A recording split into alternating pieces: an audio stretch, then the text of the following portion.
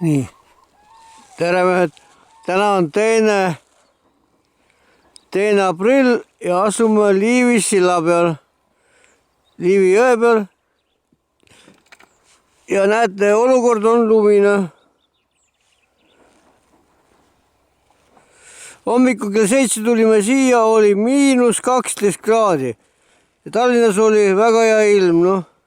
Mõtlesime, tuleb viima vimba, särge, mitte sittagi.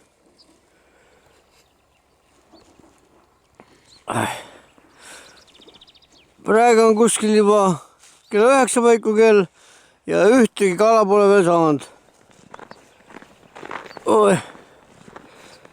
Panime tonkat. Aga ei midagi. Just nagu meelega.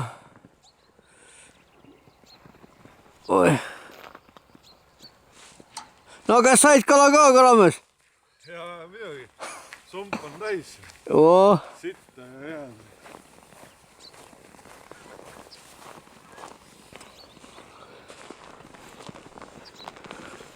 Lund on 5 senti umbes maas.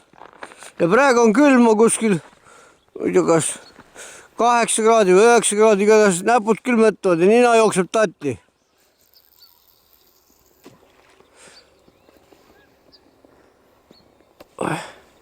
No olgu härrased, see läks korraks kõik.